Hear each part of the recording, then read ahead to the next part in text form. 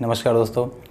राजस्थान का इतिहास, कला और संस्कृति हम लोग पढ़ रहे थे और कल्चर में हम लोग पढ़ रहे थे राजस्थान के प्रमुख लोक संत। राजस्थान के प्रमुख लोक संत को हमने दो भागों में बांट कर पढ़ा था। सबसे पहले पहला पॉइंट था राजस्थान के संत संप्रदाय, जिसकी क्लास हमने पढ़ ली है। आज दूसरी क्लास है हमारी, जिसमें हम पढ़ेंगे राजस्थान के प्रमुख लोक संत। तो आइए देखते हैं राजस्थान के प्रमुख लोक संत, जिसमें सबसे पहले हम देखेंगे जाम्बोजी को। देखो किसको देखेंगे? जाम्बोजी को। तो देखिए, जैसा कि ये आप जिला राजस्थान स्टेट देख रहे हो, राजस्थान के अंदर मध्यवर्ती जिला नागौर जिले के अंदर देखो एक गांव है, और भी गांव का नाम हो पीपासर। तो याद रखिए भाई, पीपासर नागौर के अंदर लोहट जी पंवार प्लस हंसा देवी बराबर 1451 ईस्वी में एक बालक का जन्म हुआ, जिसका नाम है धनराज। आगे चलकर वही बालक जाम्बोजी नाम से प्रसिद्ध हुए। मतलब थी, कई बात समझ गया कि जाम्बोजी को जन्म नागौर के पीपासर गांव में, पिता का नाम लोहट जी पंवार, माता का नाम हंसा देवी। 1451 ईस्वी में जन्म हुआ। बचपन का नाम है धनराज। ठीक है। कहते हैं कि जाम्बोजी बचपन में गाय वगैरह चराते थे, तो ज़्यादातर वो मतलब जंगल वगैरह खेत वगैरह में रहते थे, तो प्रकृति से उनको लगाव हो गया।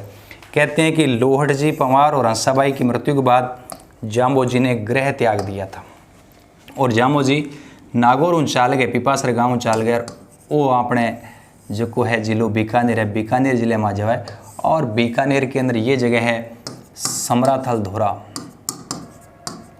कहवे कि समराथल धोरा जगह ना पा धोक धोरा बोला। समराथल धोरा या इन बोला धोक धोरा। धोक धोरा में आगे 1485 ईस्वी में विश्नोई संप्रदाय की स्थापना कर देवे। किस संप्रदाय की? विश्नोई संप्रदाय। विश्नोई संप्रदाय की स्थापना कर देवे 1485।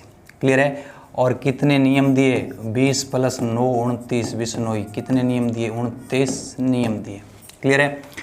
उसके बाद हम बात करें, अब घटना है 1500 ईस्वी की। 1500 ईस्वी में कहते हैं कि बीकानेर में ही एक संत है जसनाथ जी। तो जसनाथ जी और जाम्बोजी 1500 ईस्वी में मिले थे। तो 1500 ईस्वी में ये किन से मिले? ये मिले थे जसनाथ जी से। ठीक। और सुनिए, कहते हैं कि ये विष्णु संप्रदाय के संस्थापक है। उनके 29 नियम है, जिनमें हरे पेड़ों को नहीं काटना चाहिए, इस टाइप की बातें हैं। तो मतलब एक तरीके कह सकते हैं हम, जाम्बोजी की यदि उपनाम की बात करें, तो मैं उपनाम लिख रहा हूँ, तो एक तरीके से पर्यावरण बचाने की बात कर रहे हैं, तो ये हो जाएंगे पर्यावरण वैज्ञानिक संत। तो जाम्बोजी ने आप पर्यावरण वैज्ञानिक संत भी कह सका। दूसरी बात, इससे गूंगा गैला संत भी कहवा, और विष्णु के अवतार भी कहते हैं। तो याद रख लीजिए, विष्णु के अवतार, गूंगा गैला संत और पर्यावरण वैज्ञानिक संत के 29 में सारी बातें हैं। फिर याद रखिए, दिल्ली के उस टाइम सुल्तान थे सिकंदर लोदी। कहते हैं कि सिकंदर लोदी ने, जाम्बोजी के कहने से सिकंदर लोदी ने गो हत्या पर क्या लगाई? तो रोक। जाम्बोजी के कहने से सिकंदर लोदी ने गो हत्या पर रोक लगा दी। ठीक है।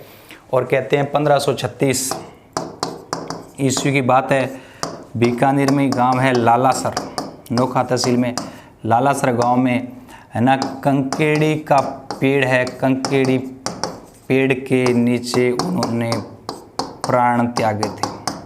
ठीक है। इतनी बातें याद रखनी है। तो जाम्बोजी की टाइमलाइन लिख देता हूं मैं। 1451 में जन्म हुआ, 1485 में उन्होंने विष्णु संप्रदाय की स्थापना की, और आप याद रख लीजिए 1536 में कंकेड़ी पेड़ के नीचे इनकी क्या हो जाती है, मृत्यु हो जाती है। तो ये बात आप याद रखिए, लालासर गांव में, लालासर सांथरी। तो ये बात आप लोगों को याद रखनी है। तो एक तो टाइमलाइन से मामला आपको याद रह जाएगा, बहुत सारी बातें, कुछ उनके जीवन से जुड़ी बात, जन्म वगैरह और फिर कहाँ है वगैरह वगैरह। और देख लीजिए जामो जी के ग्रंथ है उनकी बात कर लेते हैं। कहते हैं इनके ग्रंथ का नाम है 120 शब्द वाणियाँ,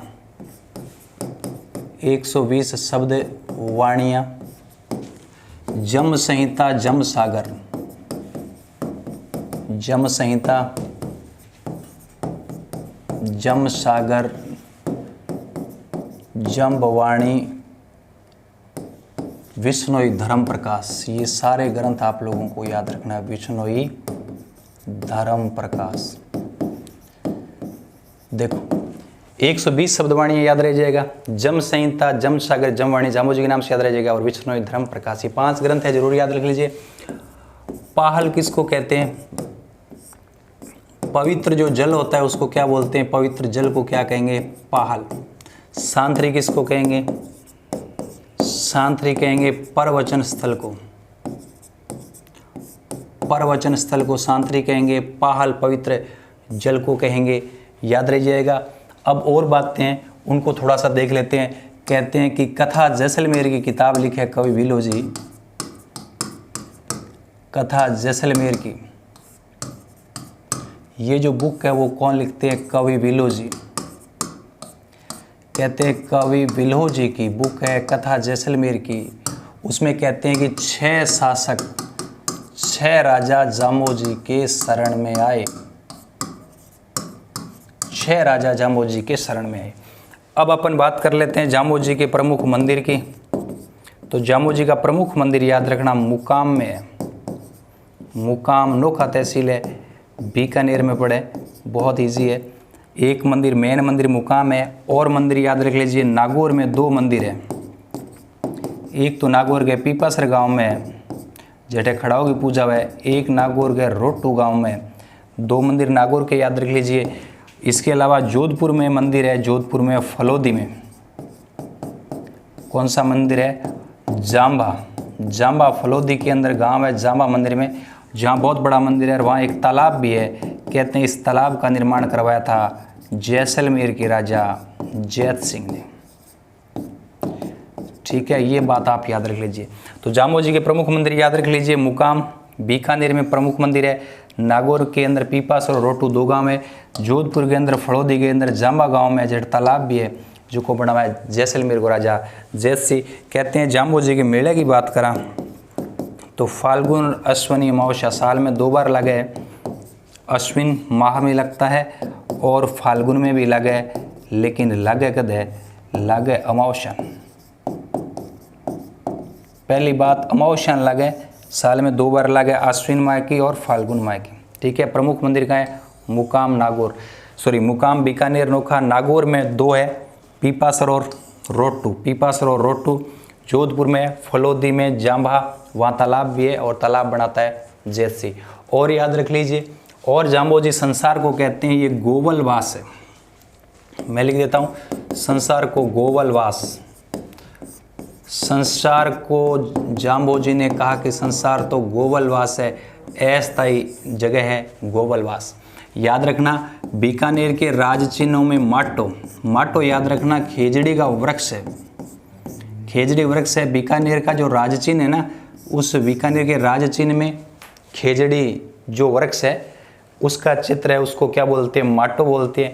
एक और याद रख लेना खडाना, खडाना क्या है? खडाना कहते हैं कि विष्णोई संप्रदाय के लोगों के द्वारा वृक्षों के लिए दिया गया बलिदान खडाना।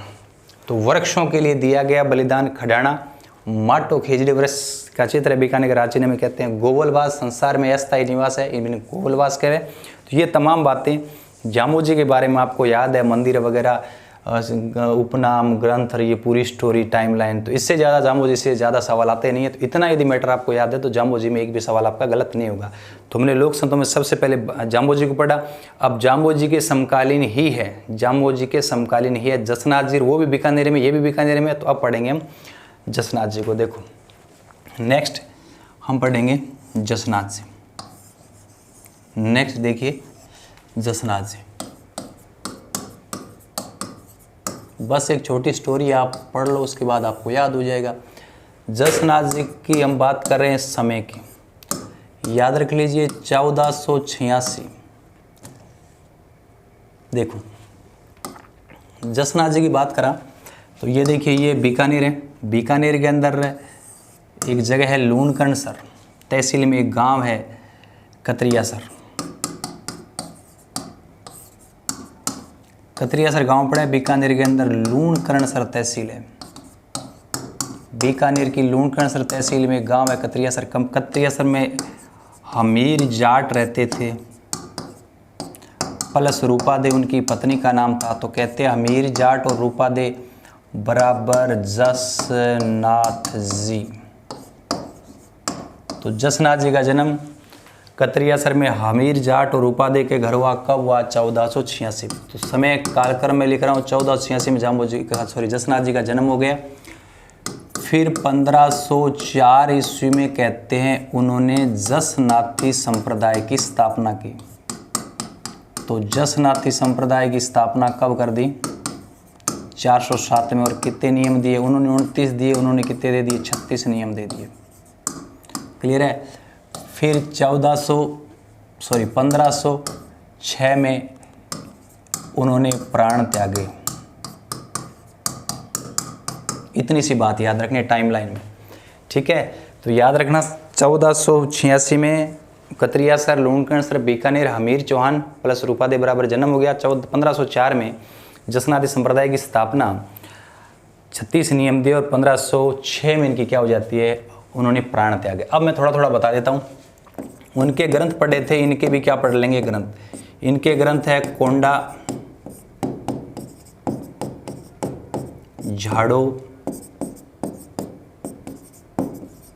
जल झूमरो, गोरख छंदो,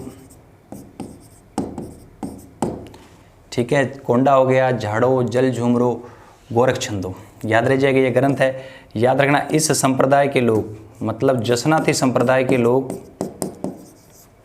जसनाथी संप्रदाय के लोग गले में क्या डालते हैं? गले में काली ऊन का धागा डालते हैं। काली ऊन को धागो डाले और मोर पंख को क्या मानते हैं? पवित्र मानते हैं। तो गले में काली ऊन का धागा और मोर पंख को पवित्र मानते हैं। उसके अलावा याद रख लीजिए जाल वृक्ष, मोर पंख को पवित्र मानते हैं। इसके अलावा जाल वृक्ष को भी क्या मानते हैं? पवित्र मानते हैं, है ना? और इनका जो मंदिर होता है वो जाल वृक्ष के नीचे होता है, ठीक है? इस संप्रदाय के लोग अग्नि नृत्य करते हैं। इस संप्रदाय के लोग अग्नि नृत्य करते हैं। और याद रख लीजिए अग्नि नृत्य करते टाइम ये किसका उच्चारण करते हैं? उच्चारण दो चीज़ करते हैं। एक तो फतेह फतेह का उच्चारण करते हैं, फतेह फतेह का उच्चारण करते हैं, और सिद्ध रुस्तम जी का उच्चारण करते हैं। सिद्ध रुस्तम जी का उच्चारण करते हैं। और जस अग्नि नृत्य को संरक्षण किसने दिया? अग्नि नृत्य को संरक्षण दिया बीकानेर के महाराजा गंगा सिंह, ठीक है? और सुनिए, इसके अलावा याद रखना, देखो सिकंदर लोदी, देखिए सिकंदर जाम्बू जी के कहने से तो सिकंदर लोधी ने गौ हत्या पर रोक लगाई थी। और जसनाथ जी के चमत्कारों से प्रभावित होकर कहते हैं कि सिकंदर लोधी ने कतरियासर की जागीर भेंट कर दी थी इनको। कतरियासर की जागीर भेंट की, कतरियासर की जागीर भेंट कर दी थी। सिकंदर लोधी ने जसनाथ जी को कतरियासर की जागीर भेंट की थी। और आपको याद होगा मैंने बताया था कि 1500 ईस्वी में, ये दोनों समकालीन है, दोनों ही बीकानेर में, जसनाथ जी जाम्बो जी, 1500 ईस्वी में इनका मिलन हुआ था। किनका? जसनाथ जी व जाम्बो जी का। जसनाथ जी जाम्बो जी का मिलन होता है 1500 में। तो बहुत सिंपल हो गया। कतरियासर में हमीर जाट प्लस रूपादे के घर जसनाथ जी का जन्म हो गया 1486 में। 1500 में ये दोनों का मिलन होता है जाम्बो जी जसनाथ जी का। 1504 में 36 नियम बना के जसनाथ संप्रदाय की स्थापना। 6 में इनको प्राण त्यागे। ग्रंथ का क्या नाम है? कोंडा, झाड़ो, जल झूमरो, सिंभुदड़ा, ये और याद रखना। कोंडा झाड़ो सिमुदड़ा जल झुमरो गोरख छंदो जसनादि संप्रदाय गले में काली ऊन, गले में काली ऊन का धागा, मोरपंख को पवित्र मानते, जालोर से नीचे मंदिर होता है। सिकंदर लोधी ने कतरियासर की जागीर बैंट कर दी थी इससे प्रभावित होकर। अग्नि नृत्य करते हैं ये लोग, और अग्नि नृत्य करते टाइम उच्चारण करते हैं फतेह फतेह सिद्ध रुस्तम जी, और संरक्षण दिया गंगा सिंह ने, और 15 शिष्यों में ये लोग मिले। सिंपल है। ये हो गए आपके जसनाथ जी। तो 29 नियम दिए जाम्बोजी ने, 36 नियम दिए जसनाथ जी ने। अब पढ़ेंगे नेक्स्ट आपके लोक संत है जिनका नाम है चरणदास जी। समझिए जरा, ये देखिए आप राजस्थान का मानचित्र देख रहे हो। चरणदास जी, इनका मूल नाम है रणजीत। ठीक है, मूल नाम रणजीत है। याद रख लीजिए, उन्होंने पता है कितने नियम दिए? इन्होंने नियम दिए 42। कहते हैं 42 नियम देने के बाद लोगों ने चरण पकड़ लिए, चरणदास जी। ठीक है, याद रखना। इनकी शिष्याएं जरूर याद रख लीजिए, दयाबाई, और इनकी शिष्याएं दयाबाई और सहजोबाई। दयाबाई और सहजोबाई, इनकी शिष्यों को हम मेवात की मीरा कहते हैं। मेवात की मीरा, दयाबाई सहजोबाई। दयाबाई ने लिखा दयाबोध ग्रंथ लिखा, दयाबोध, और सहजोबाई ने लिखा सहज प्रकाश। क्या लिखा? सहज प्रकाश। तो दयाबाई ने दयाबोध, सहजोबाई ने सहज प्रकाश। ये इनकी शिष्य हैं, इनको मेवात की मीराएं कहते हैं। उन्होंने 42 नियम दिए, और इनका मूल नाम है, क्या नाम है? रणजीत सिंह। और कहते हैं कि नादिर शाह के हमले की उन्होंने भविष्यवाणी कर दी थी। नादिर शाह के हमले की उन्होंने क्या की थी? भविष्यवाणी। और ये भविष्यवाणी सटीक हुई, इसलिए बहुत फेमस हो गए। नादिर शाह के आक्रमण की, दिल्ली पर नादिर शाह को जो हमला हुआ था उसकी भविष्यवाणी कर दी थी रणजीत सिंह ने। याद रह जाएगा। ठीक है, तो रणजीत सिंह में बस इतना याद रखना है। अच्छा, पीठ जरूर याद रख लीजिए। इनकी पीठ है दिल्ली के अंदर। भाई नादिर शाह का हमला हुआ वहीं इनकी पीठ होगी ना, तो पीठ है दिल्ली में।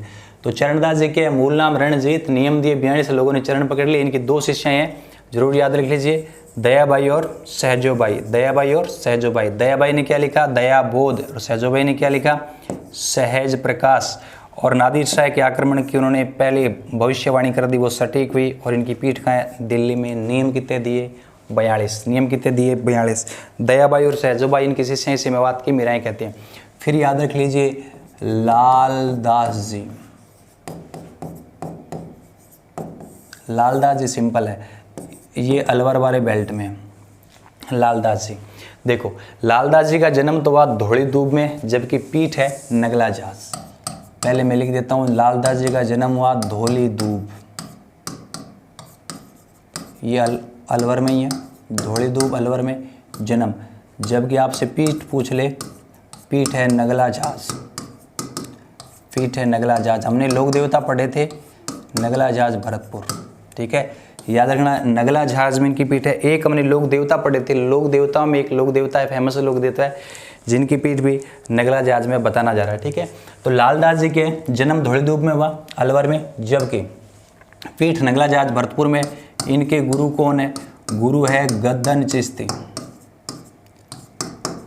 गद्दन चिश्ती। लालदास जी क्या है? खुद मेव जाति के लकड़हारे हैं। मेव जाति के लकड़हारे हैं। मेव जाति के लकड़हारे हैं।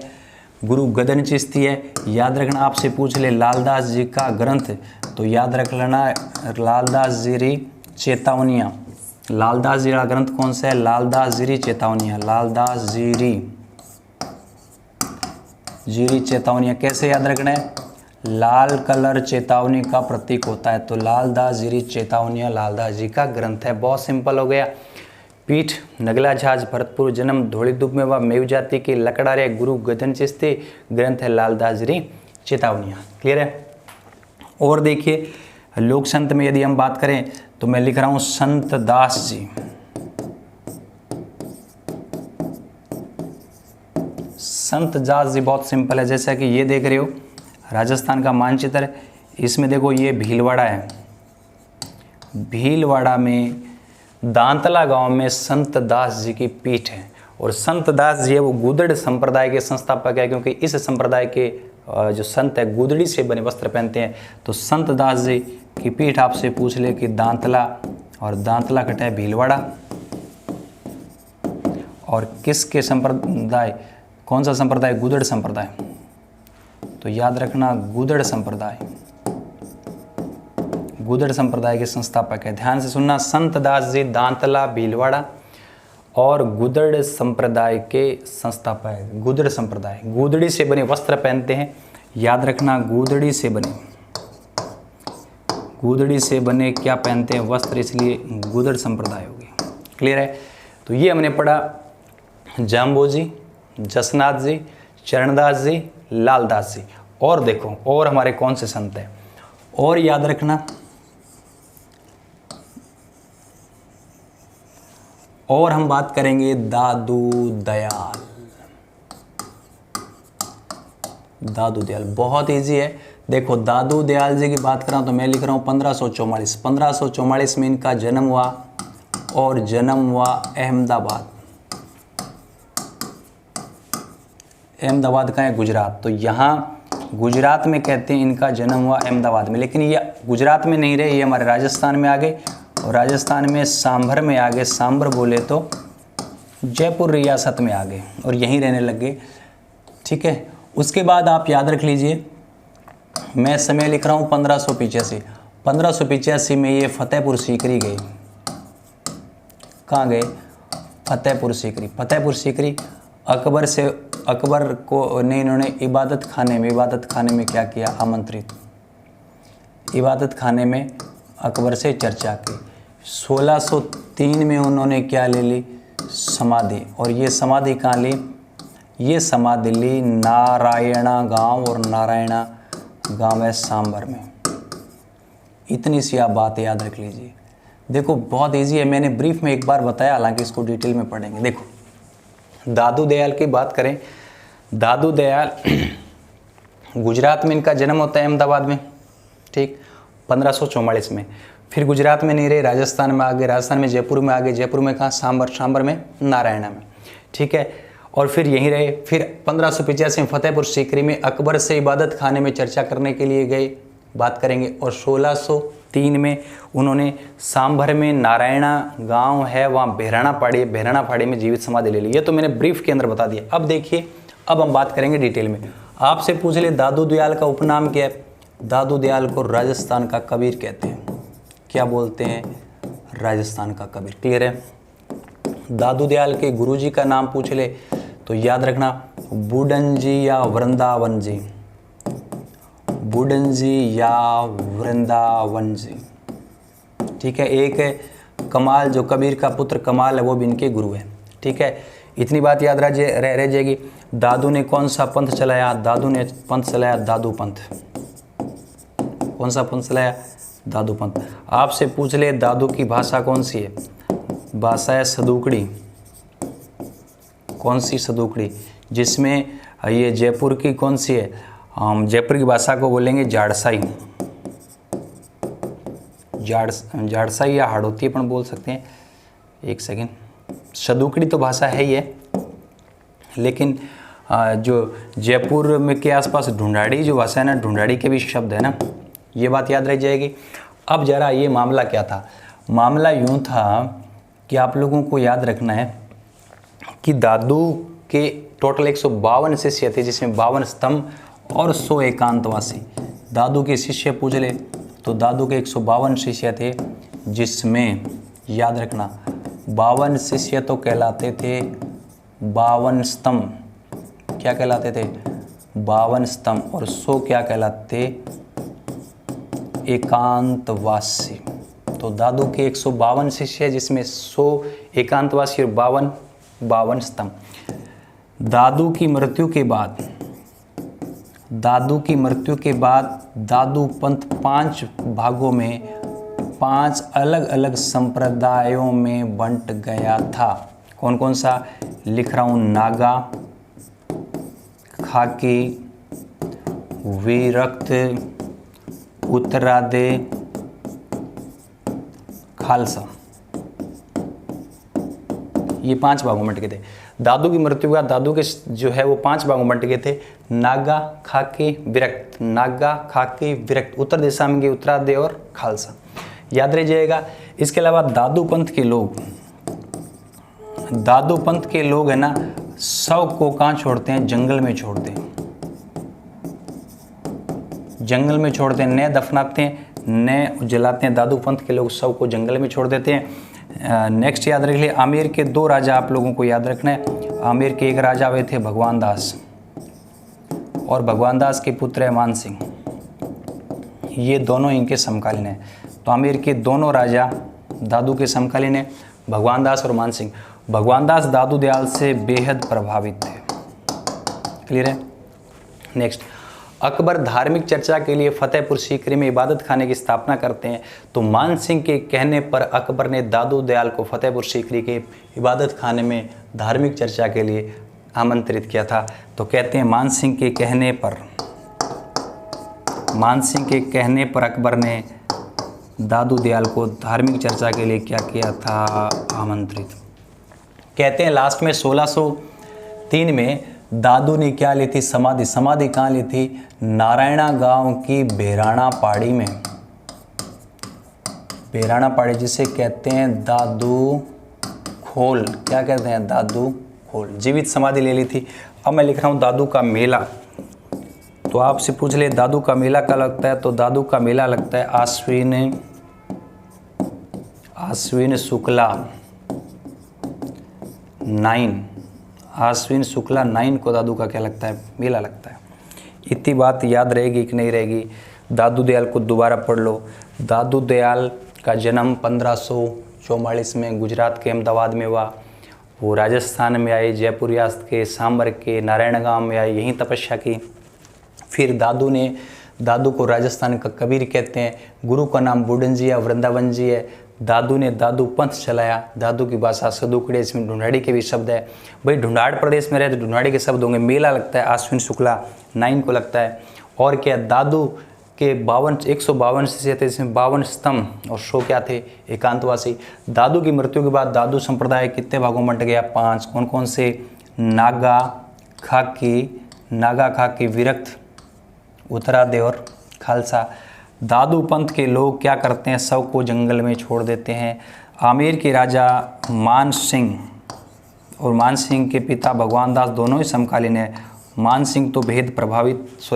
दास बेहद प्रभावित थे और मान सिंह के कहने पर ये दादू दयाल को अकबर ने फतेहपुर सीकरी के इबादत खाने में धार्मिक चर्चा के लिए आमंत्रित किया 85 में। 1603 में दादू दयाल ने वहीं जीवित समाधि ले ली। नारायण गांव के बेराणा पहाड़ी में से दादू खोल कहते हैं। मेला लगता है आश्विन शुक्ला 9 को। दादू दयाल ने एक आंदोलन चलाया जिसे निपख आंदोलन कहते हैं। निपख आंदोलन कहते हैं। उसे असंप्रदायिक मार्ग भी अपन कह सकते हैं। क्या, असंप्रदायिक मार्ग पर चले। मतलब कौन सा आंदोलन चलाया, निपख आंदोलन। एक तरह से कह सकते हैं ये हिंदू और मुस्लिम एकता के क्या थे, हिमायती थे। तो ये क्या थे, ये थे दादू दयाल।